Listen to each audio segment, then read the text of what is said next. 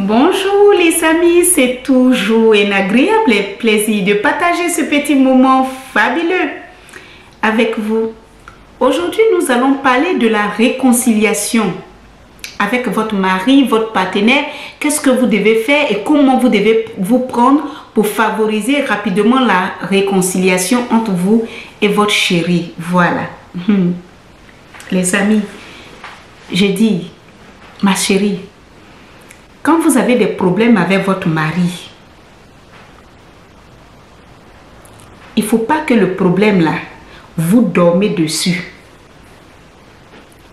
Je vais dire que tu t'es disputé avec ton mari, quelle que soit la raison. Les disputes, c'est normal. Si dans une relation, il n'y a pas de dispute, tu ne peux pas comprendre ce que pense ton mari. Tu ne peux pas comprendre ce que pense et ce qu'il a derrière la tête. Donc, c'est normal. Donc, vous pouvez vous prendre la tête une journée, mais ça doit se dissiper très rapidement. Même si tu as raison, mon frère, tu ne peux pas garder le problème là dans ton cœur et bouder ta femme pendant une semaine. Déjà, je vais vous dire une chose. Apparemment, toutes les couples, parfois en colère, ça m'arrive d'être en colère.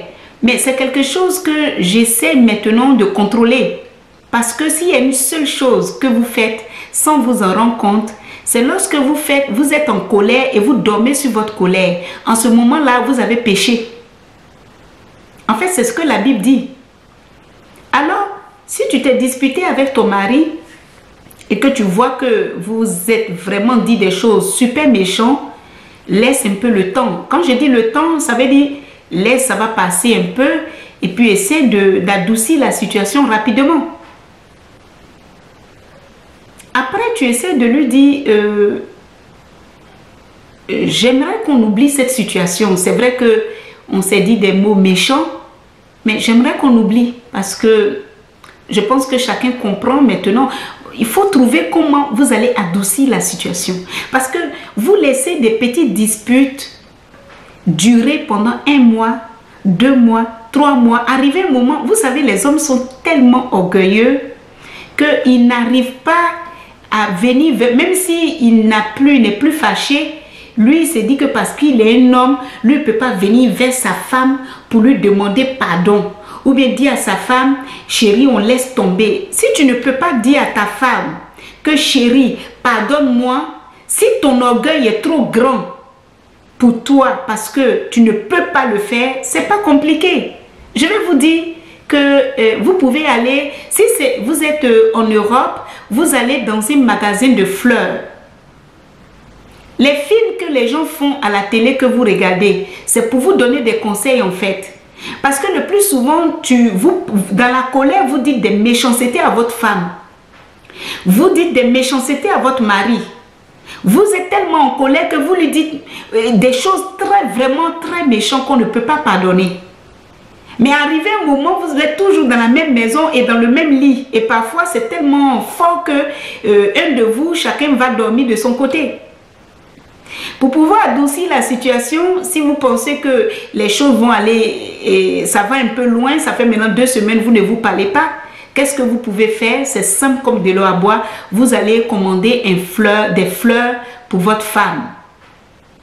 Et derrière cette fleur, vous mettez sur une carte que vraiment avec des fleurs ça passe, ou avec un cadeau que votre femme va apprécier et vous lui livrez le cadeau express, soit au bureau soit à la maison pendant que vous êtes au travail.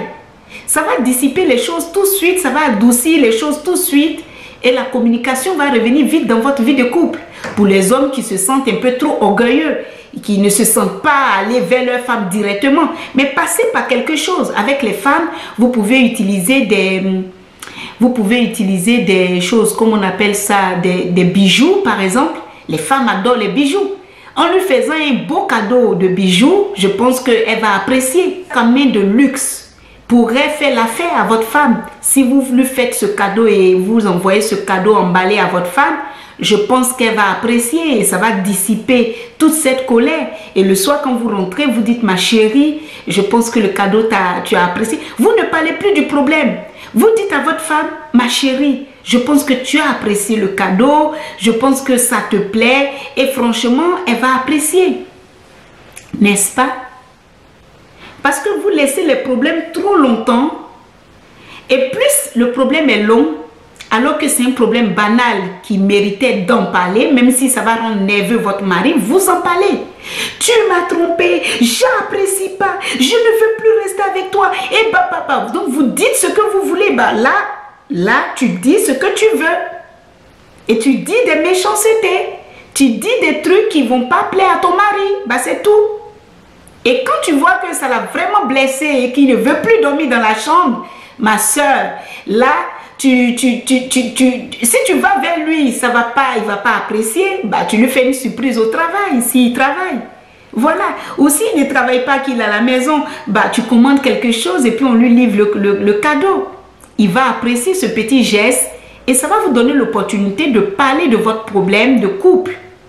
Parce que je pense qu'il vaut mieux rapidement oublier nos différences avec nos maris.